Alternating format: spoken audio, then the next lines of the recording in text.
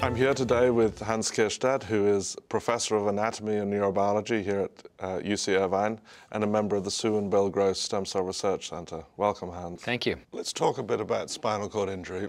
Spinal cord injury is a devastating disorder. Besides the loss of ability to move your legs, spinal cord injury results in the loss of bladder function, bowel function, sexual function. It's a tremendous blow to anyone in life. There's another group that isn't really talked about, and that is our soldiers in combat. Do you think your work has kind of implications for that population as well? One of the target populations of our research is individuals who have been injured in war zones. It's a very, very prevalent injury, either from blasts or gunshot wounds. The studies that you had to do in the laboratory really speak to how effective that might be in humans. Stem cells make humans. All that we are come from stem cells. So it makes a lot of sense, theoretically, that one could take a stem cell and make it into spinal cord tissue, and in fact, one particular spinal cord cell type.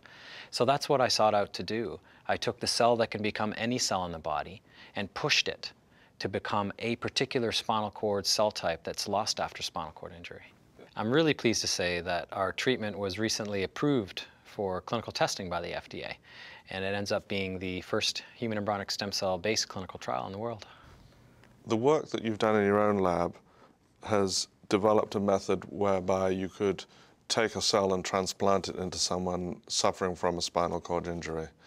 But there are other uses of stem cells, which is potentially using those cells to develop better, safer drugs. So how is it that one comes to a heart drug that's safe? You have to have heart tissue to test it on.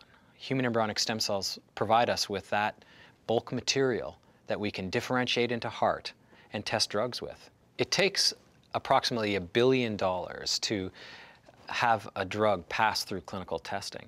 That includes all of the ones that fail. It includes all of the costs of the one that worked. This underscores the necessity of working with industry. That money has to come from somewhere. It's about running an industry where we can generate cures as a society, where we can generate treatments that have a real viable chance of actually getting to people. I don't want to spend my life doing research in a university and making rats walk.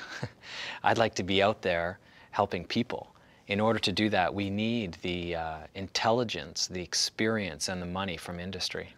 Talk about the importance of private donations to support stem cell research. I've developed 3 treatments that are either in the clinic or just about in the clinic, and every single one of them started with donor money. Support that allowed me to make a move quickly, to fund a student, to fund a technician.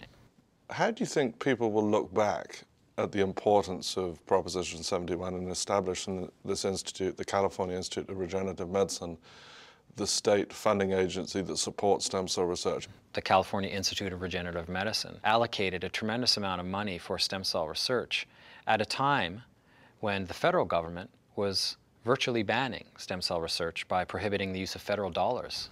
When this state was educated about the rights and wrongs of stem cells, what was real and what was not, they made the overwhelming decision to support it. You've traveled all over this country, all over the world, talking about your work. What have people around the world seen about California? The world leans on California as the base, as the very crux of the stem cell field internationally. The California Institute of Regenerative Medicine has resulted in an amazing amount of discovery and now clinical trials in an extraordinarily short period of time. When you talk to patients and their families, what do they say to you? The suffering behind closed doors is so tremendous.